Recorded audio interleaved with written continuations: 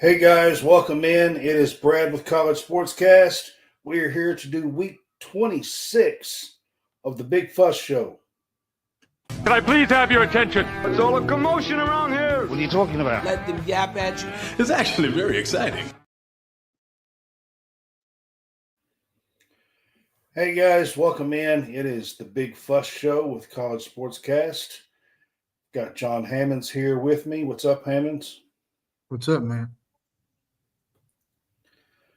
So if you are on Facebook with us, you can help support us by sending stars, or you can subscribe to our page now. It's only 99 cents a month. It does give you your own chat just for subscribers and your own page just for subscribers. Again, it does help us make a little bit of money to help continue to make these shows and content for you guys.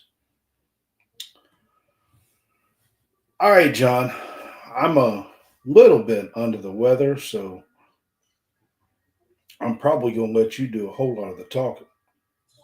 That's fine. I don't want to get to coughing.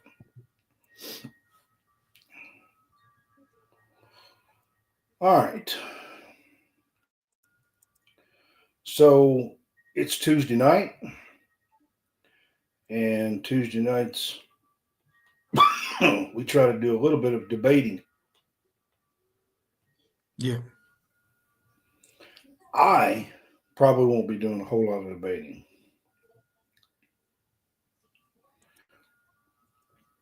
But I do got to ask you this, John. So we'll start out with this.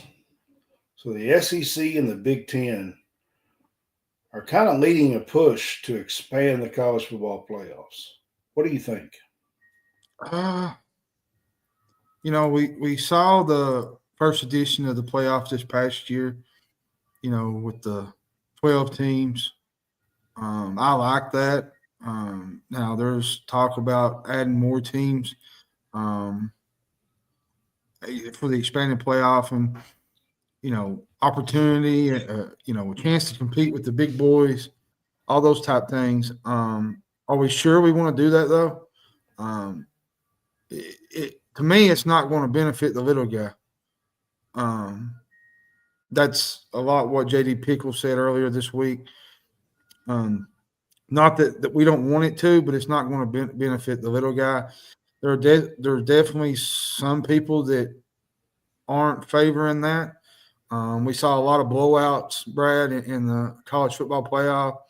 No one wants to see that. It's really, honestly, it's tough to know where to go from here. You got the Big Ten, you got the SEC that are probably the biggest conferences in football, and then you kind of add in the Big 12 to that range, and then you add the little guys, like I said. Who knows what's going to happen with the college football playoff, Brad? But it was clear during the college football playoffs that there probably needs to be some changes. The best teams didn't get to play a game in front of their home fans, I don't think. Alabama was one. There was a couple more teams that were ranked higher in the polls than teams that actually got a better seeding than most of them. Some of them didn't make sense. And I think, yes, there needs to be change. I just don't know what that option and what that I'll be honest with you. I don't like the expansion. 12 was pretty decent. I kind of think 12 might be too many, to be honest. Mm-hmm. I liked the fact that the best of the best play for the college football championship. And to me, when you start letting in 4-loss Big Ten teams or 4-loss SEC teams, who cares? Yeah, I agree with you. And the thing, too, to me, you had some of the Big Ten this year, like the SEC, they kind of dominated the stretch. Ohio State, Penn State, you had SMU in there. That was part of the ACC, but you had Indiana, Georgia, Texas. You had all the big schools. Now, I kind of look at it from a college basketball perspective. The college basketball, the way they do things, the tournament, I think they do it the right way. Everybody gets a chance, but not everybody gets to be in. It's sort of like with the bubble. Somebody's going to be left out, but at least there's stats and there's other metrics to kind of back it up. John, I don't know if you've seen it or not, but here's what the SEC and the Big Ten is suggesting. So they want to guarantee 4 spots each for the SEC and the Big Ten, 2 for the Big 12, 2 for the ACC, and then 1 to 3 at-large teams, depending on whether it's 14 or 16. And if Notre Dame is inside that top 14, they automatically get in too. So that means you have no at-large teams. No, to me, I don't think that's right. I mean, because you saw this year, Indiana gets dominated by Notre Dame. SMU got whipped against Penn State. Like, you're putting in teams that, from a record standpoint, they do belong, but from a competitive way, they just simply didn't. They just simply didn't belong. Now, I'm going to be honest with you. This Big Ten SEC meeting is going to shape the future of the college football playoff. Well, that's what they're pushing for. And, okay, I didn't put it in here, but 1 group of 5 spot is also added to that. But that basically means you're going to get a whole bunch of 4-loss Big 12, ACC, Big 10, SEC teams, and 1 smaller school from mid-tier conference. Well, and even if you look at it from last year's top 25, okay, you had Texas and Penn State. They would have received byes in the current 12-team format. Ohio State would have hosted probably Arizona State instead of Tennessee. To me, this is the area where the changes come into play. Like Boise State earned $8 million just for the Mountain West by getting to the Fiesta Bowl quarterfinal. Right. How do you see it? There's understandable that most teams would often be so far down the committee's rankings, they're simply ticketed to go on the road to be a one and done at some blue blood in a first round game, basically. And to be honest, it's all about money too. It's not, the bottom line is it's money, revenue, the appeal for certain games. Look, our teams in the SEC. Well, when you look at the bowls, guaranteed 4 spots might help Ole Miss or South Carolina or Kentucky if they ever get there. I'm not saying that if it's my team that I wouldn't be okay with it. I'm not saying that. However, as a fan of college football, I'm just not interested in watching an 8-4 South Carolina team get in and get smoked. I agree. I'm just not interested in that. Or Kentucky for that. Well, and you look at SMU. Listen, I'm a Kentucky fan. If Kentucky was to sneak in, John, but then they have to play the top overall seed, and they get beat 42-10 in the playoffs, is that fun? No, it's not. Is that fun? Is that fun for a fan to watch? Not to me, no. I agree with Bill. 8 would have been fine. 12, I think, is just too much because you look at the teams that got there. Like we said earlier, we had Indiana, SMU. They never really competed. At some point, better teams have got to find a better way to get in. Like the Alabamas. I'll be honest with you. I'd have rather had Alabama in as had Indiana in because at least Alabama would have competed in that playoff. Indiana never even showed up. And yes, they had a good record, but who did they really beat in the Big SMU Ten? was worse. SMU was a lot worse, yes. Indiana basically Indiana got in because of their record. And they really didn't beat anybody. So, Yeah. I mean, all that's true. Now, at the end of the day, this, no. part of this in that SEC Big Ten meeting that's fixing to happen, if they do agree to all this, part of that agreement would be that the SEC goes to a 9-game schedule, just like the Big Ten. Mm-hmm. And there would be some kind of set matchups, whether that be 4 matchups a year between the SEC and the Big Ten and out of conference.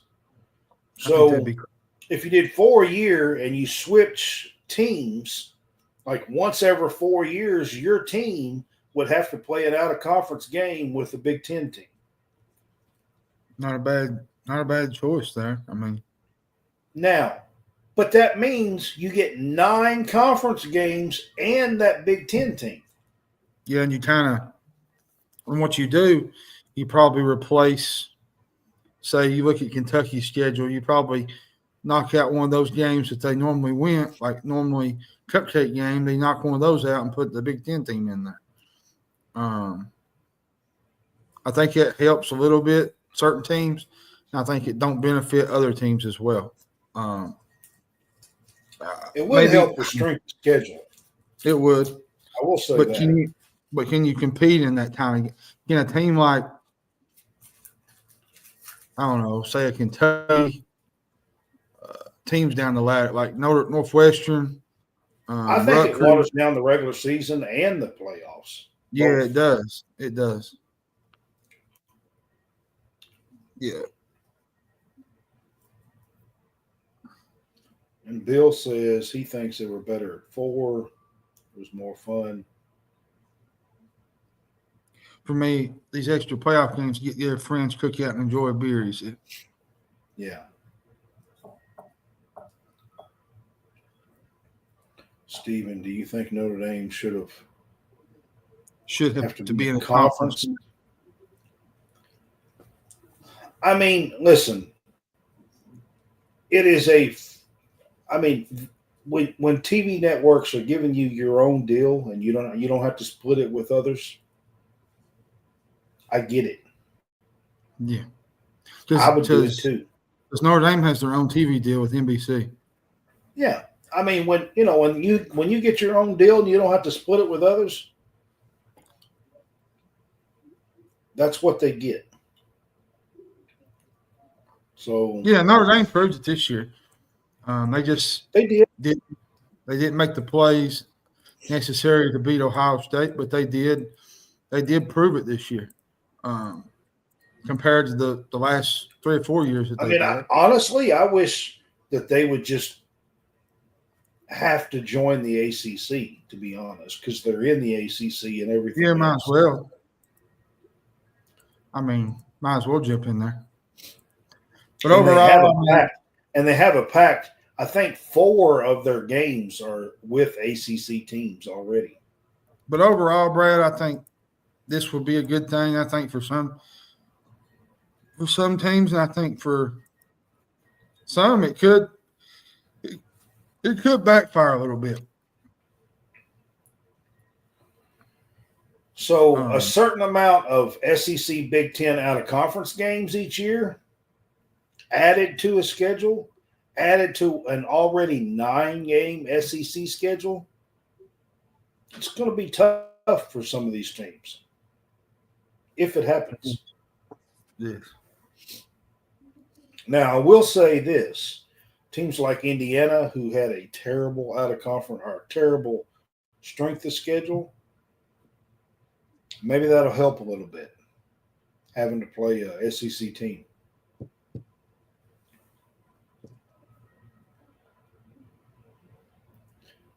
But overall, I'm not a big fan of expanding it beyond the 12. I really I think it should have been 8 Really. I agree. I think it should be. Sorry. Oh, you're good. I told you. All right. Basketball. Yeah, I can do this. Top 16s were revealed. Yeah. I'll start out with the men's first since they was revealed Saturday. Let's see here. I got to pull it up. Didn't know you were sick. Let's see here.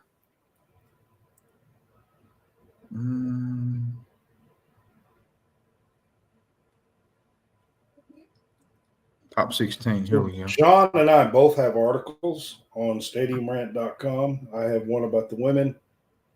He has one about the men on the 16-team reveal. Yeah. Top 16. I got a Vandy article, a Kentucky article out too. So that was yesterday. So okay. So the overall number 1 seed was Auburn in the South. They're the 1 seed. The second, I'm guessing the second one was Duke. The third one was Florida in the West region. Or no, wait a minute. Alabama was second in the Midwest. Duke was 3 in the East. 4 was Florida in the West. The 2 seeds, Tennessee was in the East. Texas A&M was in the South. Purdue was in the Midwest, and Houston was in the West. The 3 seeds was Iowa State in the Midwest. 10 was Kentucky in the West. 11 in the South was Wisconsin, and 12 was Arizona in the East. Now, the 4 seeds, 13 was Texas Tech in the South. Michigan was 14 in the West. Kansas was 15th in the Midwest. And 16 was St. John's in the East. Let me ask you about Kentucky. They were 10, and then Saturday night they let Texas come back and win late. Do you think that's too high for where they currently are? Probably not.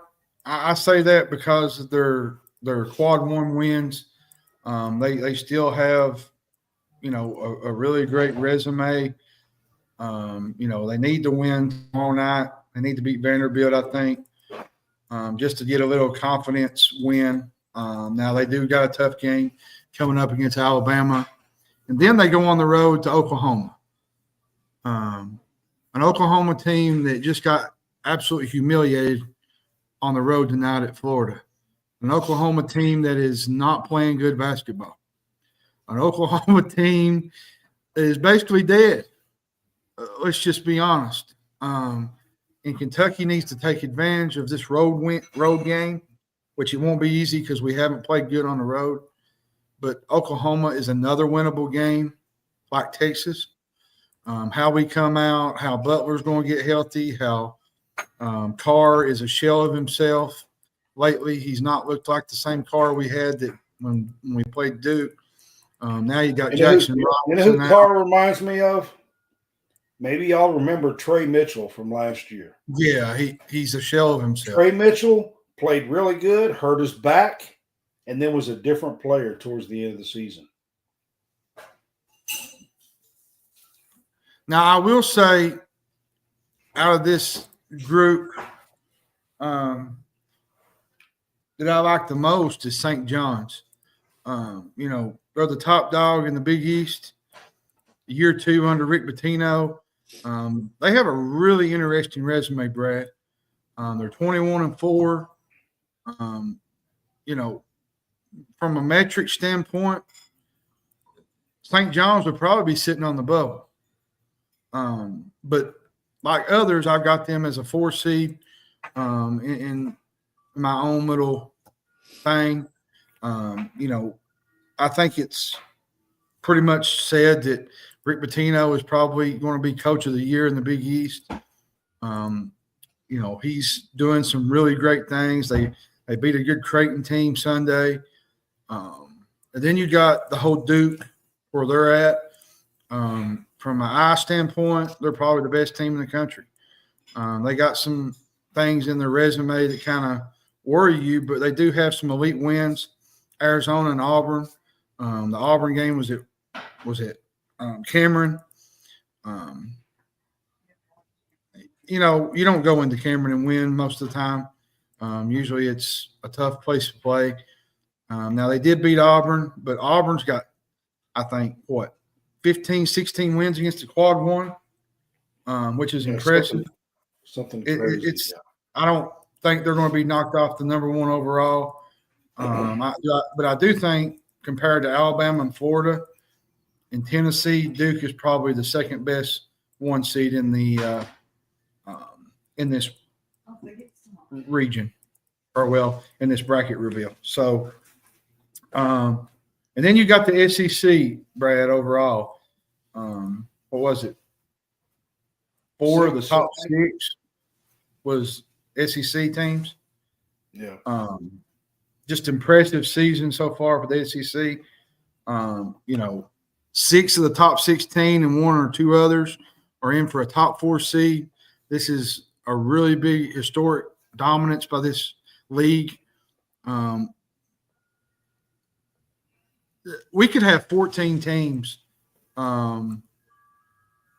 bid-wise to the SEC, to college, to the March Madness. And to me, that's impressive. We could, but I think it's going to wind up being 12 or 13.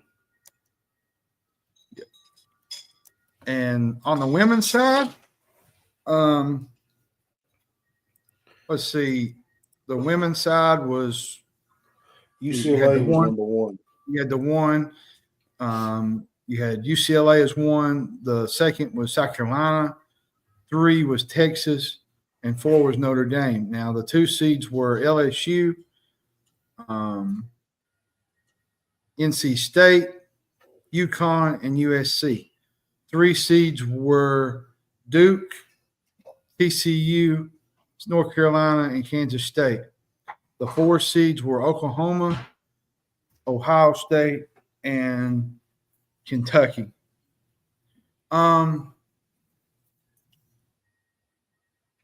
Tennessee. Right now, in Tennessee, yes. Right now, to me, for the women's side of things, Texas, to me, is the best team in the country, Brad. They beat 3 top 10 teams in a matter of a week. They beat Kentucky, South Carolina, and LSU.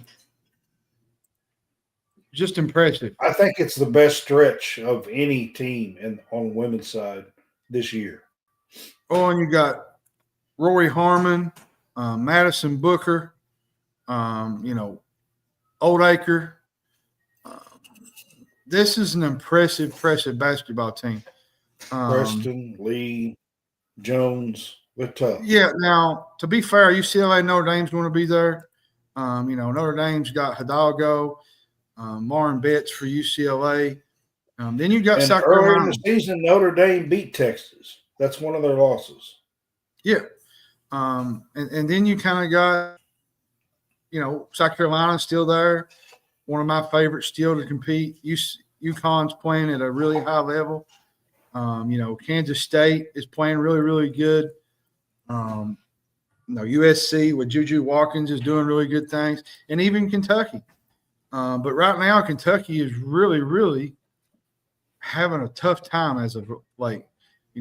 Losses to Texas. They lost to A&M right there early. There was a couple games there that probably knocked them out of the 3 seed range. But overall, he's done a really great job, Kenny Brooks, with what he's done. There's a couple teams that are outside the top 16, I think, that are pretty good teams. You got Alabama, Ole Miss, West Virginia's in that group. Alabama, like I said, Baylor. But I think when it all comes down to it, with the women's side of things, I think you notice it in the women's side of things. Usually, the top 10 best teams usually make it to that Elite Eight. It's a little bit different than the men. The men sometimes have an upset here or there, but you don't see a lot of that in the women's. Now you'll see a first round or second round game, but a lot of times you see a lot of the top dogs advance past the Elite Eight into the Final Four. But the women's got a slew of teams this year that could possibly win it all. I still say it's probably about 7 teams that could win it all. I think there's probably 12 to 15, 16, 18 teams that could make it to the Elite Eight. Yeah, I do. Kentucky, I'm proud of them. I'm proud of them being in there. They were 13th in this list. Had a great season so far. They've got a few big games coming up. They're 9-3 in the SEC. 4th, hanging on to that double bye spot right now. Proud of the way they done and the way they have played this year for the most part. Had a couple of rough games there against good opponents, defensive opponents. Texas is one of the best. So, something that didn't get brought up about Notre Dame being the last 1 seed, I think a lot of that had to do with their losses at the Cayman Islands. They lost to TCU early in the year, and they lost to unranked Utah. I think that's hurting them a little bit when it comes to that last 1 seed. But they actually, on Monday, was the number 1 seed in the AP poll, or number 1 team in the AP poll. Number 1 team, yeah. Notre Dame's resume has been really, really good. It's just those 2 knocks on their schedule. Ivy's group is probably one of the best in the country. They have one of the top 5 offenses. They're just, I think, 3 teams in college basketball to shoot over 50% from the field. South Bend, I'm telling you, they play ball down there in South Bend. This is a really good Notre Dame team. USC has the opportunity to go up. They upset UCLA last week.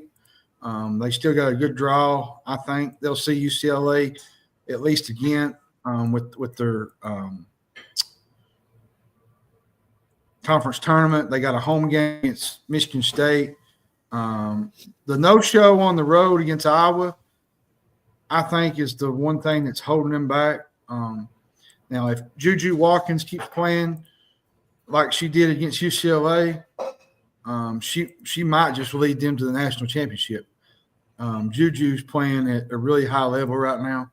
Now, she had struggled at times during the season, but I think she's kind of figuring it out. And then I kind of want to go into NC State, Brad. They're a fun 2 seed. While they got some nice wins, they beat Duke. They beat a good FSU team on the road. They're still lacking some of the quality wins, but they're not going to lack much opportunities. They got North Carolina coming up, I think, Georgia Tech. Then you throw a game in there against Notre Dame. NC State is a team to watch going down the stretch. I think they're a really fun team down there in Raleigh. I think they're going to be in the mix to possibly go to the Sweet 16, maybe even the Elite Eight.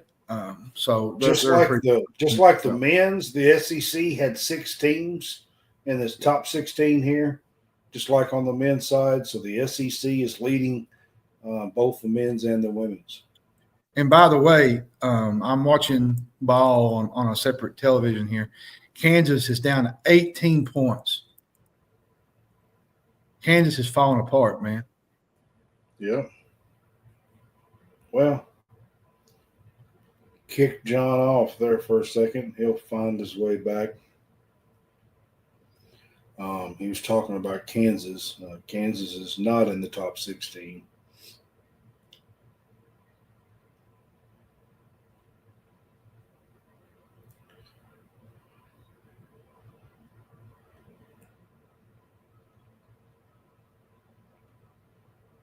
Shane says BYU.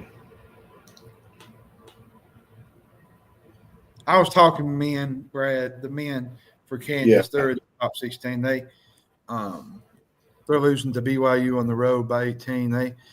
Since that bracket reveal, they've lost to Utah, and they're about to lose possibly to BYU. Not good if you're a Kansas fan.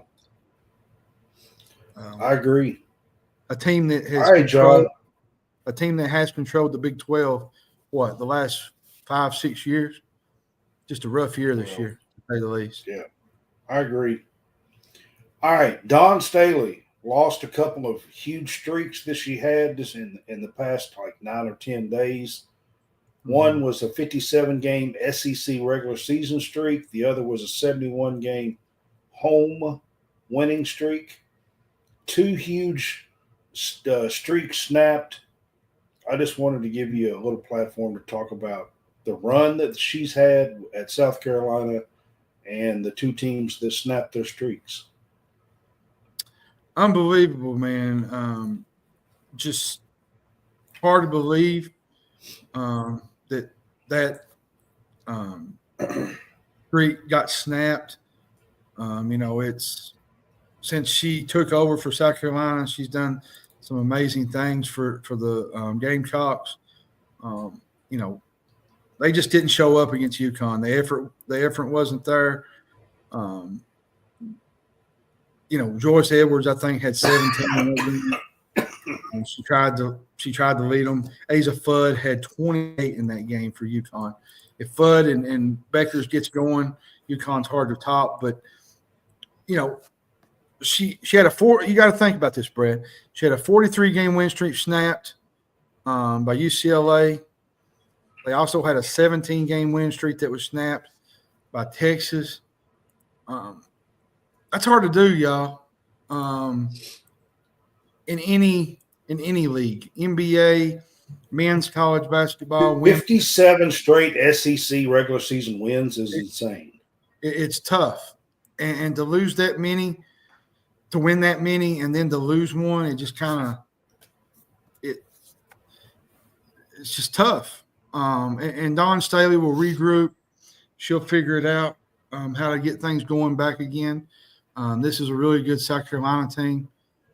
They'll figure things out. They got a really good team still, and they don't lose at home. South Carolina hardly ever loses at the Colonial Center, so that's a very rare first for South Carolina, and I think they'll figure it out and they'll get better. They had not lost at home since 2020, 71 straight games. And I think this loss will help them down the road, and I think it'll make them better as a team. I still think South Carolina is in that mix to be a Final Four national championship team. One loss on the road at home in the middle of February, I think, is not going to really bother Dawn Staley that much, as long as if she could win a national championship. So, props to Texas, props to UConn. They done what they had to do, and they broke some records here, and props to them. All right. One more that I got to ask you about on the women's side, Mikayla Blakes. If you guys don't know who she is killing it in the SEC. So she had 53. She had 53 in a game about 2 weeks ago. On Sunday, she dropped 55. Not only is that a freshman record nationally, 55 is also the most points scored by a women's player in SEC history. By the way, Mikayla Blakes is a freshman. She is. She's putting up some gaudy numbers. Breaking her own record. She dropped double nickel on Sunday. Brad, it is rare in any college sport, even NBA, that a record is broken twice in 1 year by the same player. She set a SEC freshman single game record like you said, at 53. Scored 55 against Auburn. The 55 wasn't just SEC. It was most scored by a freshman in NCAA history. Ella Deladon, I think, scored that many, 54 for Delaware. I think in a tournament game. Or no, it might have been a regular season game. She's averaging, I think, close to 22 points per game. First division and by the player. way, in the SEC opener, she dropped 36. So she's 3 times she's been above 36, and twice above 50. Yeah, and she's also the first Division I women's scope player to register 50 50-point games in a season. And I think a couple did it twice during the 16 season. I can't remember who it was, but Blakes is right on that edge, I think, to possibly win maybe Player of the Year, maybe SEC Player of the Year, maybe even Freshman of the Year. So unbelievable season Mikayla Blakes is putting together, and not to mention her sidekick Pierre. Pierre is good as well. She's a sophomore, but Blakes, the thing about her, she's at Vandy, if you guys don't know, but the thing about her is in the women's game, she's going to be there for at least another 2 or 3 years. I mean, at 22, if you've had your 22nd birthday, you technically can go to the WNBA. But with the money that these kids are making now, it makes much more sense to stay in college and finish your college for these girls. She was added to the Don Staley Award, the late season watch list. Impressive to have your name in that regard. Do I think she's going to win National Player of the Year? No, but I think. But I do think that she will make an All-American team, and I also think that she will probably be named the Freshman of the Year, and that's saying something because Sarah Strong from UConn and Joyce Edwards from South Carolina have both been talked about as Player of the Year, Freshman Player of the Year so far this year, and Blakes is coming on strong. She is playing really good basketball. I mean, when you can break 53 and 55 in games, and she's hit a couple of game winners as well. Yep. All right. This is kind of the last one that we're going to do tonight. I'm trying to make this a little bit shorter, so I'm not talking my head off tonight. But Coach of the Year candidates. We haven't done a Coach of the Year thing really for a little while, men's and women's. I just want to kind of to hit this, John, for you and talk a little bit on the men's and women's side. We'll start on the men's side. Probably for me, one would be Pat Kelsey. He inherited Brad a dumpster fire from Kenny Payne, and has got Louisville going possibly to the big dance in his first year. That alone probably puts him in the conversation for it. I think he's in. Isn't he 20-6 or something like that? And Louisville has dealt with some season-ending injuries. Kashawn Pryor was one. Corin Johnson got hurt. And to do that, it for me is even more impressive. I think you got to look at a guy like Rick Pitino, 21-3. They've done it in classic Pitino fashion. Play disruptive defense and play with a lot of effort on the boards. Been remarkable. RJ Lewis has been really good for them. They've blossomed. He's got Zuby Okafor, some role players in the Big East in their second years in that system. And then I think you got to talk about a couple other guys like Todd Golden. How about Bruce Pearl? Bruce Pearl is one. He's built Auburn into a very good group of basketball players. I don't think he's getting enough love, Bruce Pearl. Well, he inherited Janiyah Broome. You know, he moved Broome to power forward, and took to Todd Pettiford and put him at the point, and I think that's helped Auburn a little bit. Now Broome sometimes played guard at times, bringing the ball up the floor, but I think him moving him around and moving some of the guys around, I think he's kind of gelled this team together to where they bring it to the forefront to how good they really can be, and they're hard to just knock around. They're a really good team. Maybe Mark Pope would be another one. His first year, he's beat Duke, Louisville, knocked off Tennessee twice, beat Mississippi State, who just beat A&M tonight. A big win for the Bulldogs. He beat a good Texas A&M team, beat his rival Louisville. So I think he's in that group. But I'm gonna give you one that I love, and I don't think he'll win it, but I think he'll be one of the tops. Is Dennis Gates from Missouri.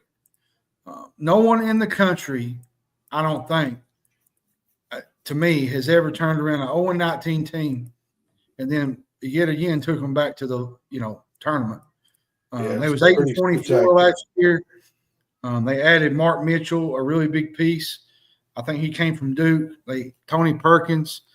They built a lot on they had a lot of returning guys. Beat Florida. They beat Kansas. Beat Ole Miss. Added Caleb Grill, a star veteran from Iowa State, which he's having a really good year for them. And I think, they're probably looking at a top seed come March.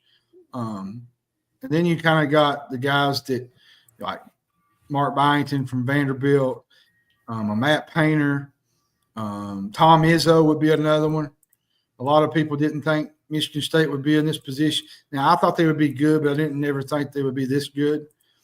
Jace Richardson has been a really big piece for him. Atkins has been really good. So a lot of those, there's so many you can probably choose from when it comes to ranking the men's side. But those are mine, Brad. All right. I mean, I just, I agree with some of those that you said there. Looks like we lost him again, but, I agree with some of those that he said. Dennis Gates, spectacular year coming off of 0-18 in the SEC. But I don't think Bruce Pearl gets enough love. I think the job that Patino's done and Kelsey's done is really spectacular as well. So on the women's side,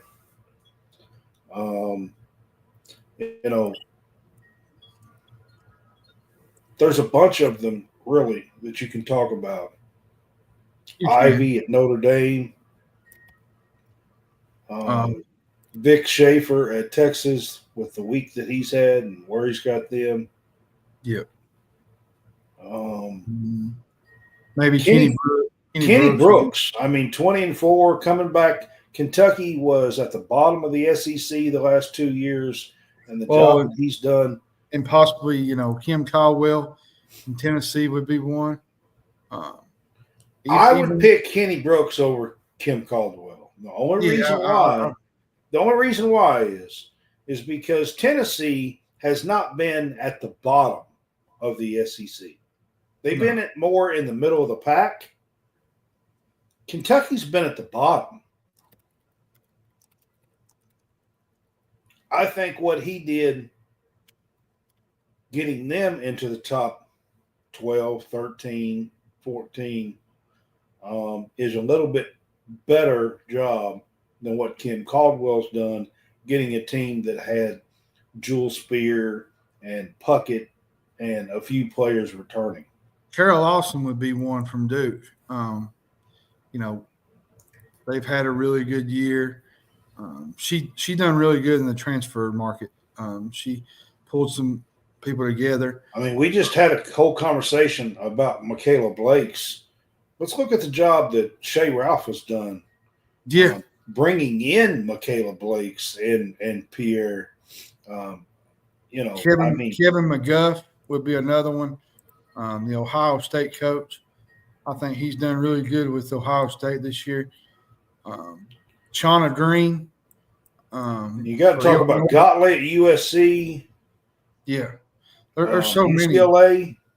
Terry Morin has actually done a really good job with this Indiana team. They're not as good as they was a year ago, but they're still pretty decent. Yeah. She's kind of brought them back from losing their pieces that they lost a year ago. But you could probably go down the line and look at different coaches. But I think Kim Caldwell for me would be one. If Kenny Brooks was not in that mix, I'd probably put Kim Caldwell because, this woman basically put a whole group together, sort of like Mark Pope in a month.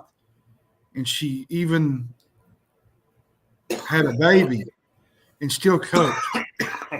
That says a lot about who she is. So, a lot of coaches to look at when you settle down about it. I mean, right now, maybe Ives or Vic Schaefer. SEC, Stephen brought up a good point. What conference do you think is the best in women's basketball? It has to be the SEC right now. You got South Carolina, Texas, LSU, Tennessee. Even Kentucky's playing really good at times. Ole Miss, Coach O, that'd be another one. Oklahoma. Coach O, what she's done with that group. Madison Scott and them, they're pretty good. I think, like I said, Carol Lawson has done really good with Duke. They're going to be a top seed in March. So impressive resumes from just not from the men's side, but there's a lot of good women coaches too. All right, John, if you want to run through a scoreboard. Yeah, let me get to it real quick. The scoreboard. All right, this is from earlier tonight. Toledo beat Ball State 67-66. Iowa beat Central Michigan 84-82. Kent State beat Bowling Green 91-84. Akron beat Northern Illinois 73-63. Western Michigan beat Buffalo 97-64. Eastern Kentucky beat Lipscomb 66-57. North Alabama beat West Georgia 80-62. Queens beat Central Arkansas 89-72. North Florida beat Stetson 79-71. Loyola Chicago beat Davidson 77-69. Pittsburgh beat Syracuse 80-69. Eastern Michigan beat Miamville Ohio 76-66. Bellarmine beat Austin Peay 94-68. Florida Gulf Coast beat Jacksonville 72-56. UConn beat Villanova 66-59. Michigan State beat Purdue 75-66. Mississippi State beat A&M 70-54. Florida beat Oklahoma 85-63. Xavier beat Butler 76-63. Currently ongoing. Halftime, LSU leads South Carolina 41-27. Colorado State trails Nevada 36-33. Boston College trails Virginia Tech trails Boston College at halftime 26-11. Virginia Tech has 11 points at halftime. Not great. BYU leads Kansas 41-24. Almost halftime.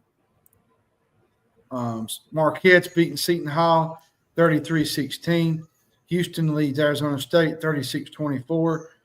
Utah Martin trails Tennessee State 40-27. Air Force leads Wyoming 46-40 second half. Halftime, Wisconsin leads Illinois 47-41. Texas Tech trails TCU 64-63, 3 minutes to go, second half. And Iowa State is on the verge of beating Colorado 72-51. And the late game of the night is UCLA, Minnesota, and Fresno State, San Diego State. Mississippi State beat Texas A&M pretty good tonight. Yeah, they did. 70-54. And Michigan State beat Purdue. What's going on with Purdue?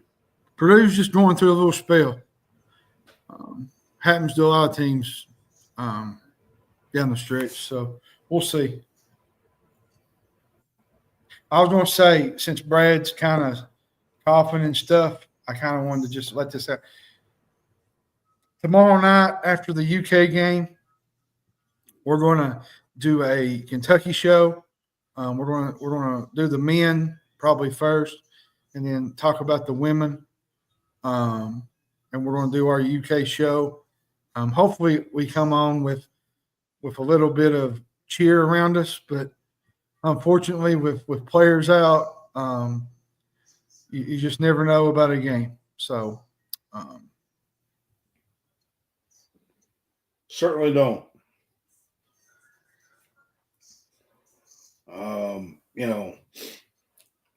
Texas had players out too, so I'm just going to throw that out there. Yeah, they did. And we had a 5-point lead with 3 minutes and 51 seconds on the clock. So somebody needs to step up tomorrow and make some plays and beat this Vanderbilt team. I mean, they're not great defensively. They're probably one of the worst teams in the conference when it comes to defense. Kentucky needs to kind of protect court at home and win this game tomorrow. 100% agree. All right, guys. Now, I will say Alabama, Saturday, you're probably not going to win that game, but you need to win this one, kind of have a little momentum going into Saturday because you never know about a game. Alabama don't play great at home, but it's the game Vanderbilt is a winnable game. So that's all I got to say.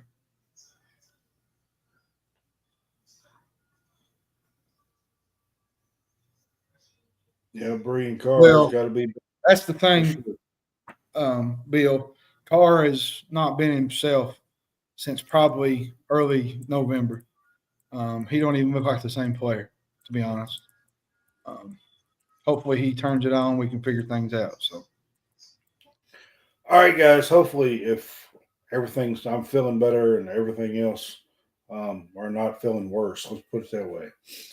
We'll be on tomorrow night, do our Kentucky show. I will say that thank you I just want to say for the prayers for Brad's family. The situation turned out really great. So everything's kind of it's my dad, to be honest with you, and he's on the mend, so I'm thankful for that. Yeah, and for everybody out there, they're giving 4 to 6 inches of snow tonight. I think Brad's supposed to get 8. Everybody be safe out there tonight. I know there's been a lot of flooding in the state of Kentucky. That's one thing I'm over it.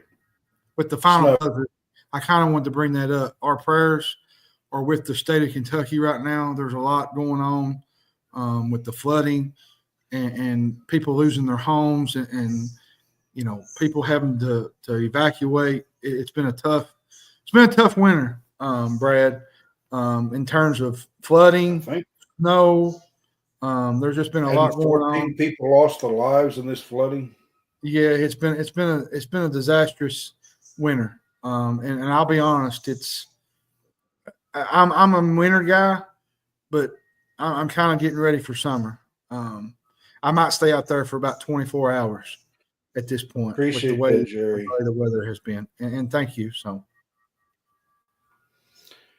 I don't talk about it or post much, or I don't think my dad would. He doesn't do that kind of stuff. So, but it's he's on the mend now, so I think everything's going to be okay. But it was touch and go for a little while. So Stephen Decker, he's a really good friend of mine. He loves snow, by the way. I'm over it. He actually don't. He hates it. I just aggravated him about it. I'm over it. I can tell you that. Oh, goodness. And we're supposed to get too much. Too much. Good day to stay in tomorrow is all I say. Yeah. All right, guys. We will see you tomorrow night. Y'all have a good one, y'all. All right, guys. This has been the Big Fuss Show. This is week 26, season 3, College SportsCast, now part of Stadium Rant. Can I please have your attention? What's all the commotion around here? What are you talking about? Let them yap at you. It's actually very exciting.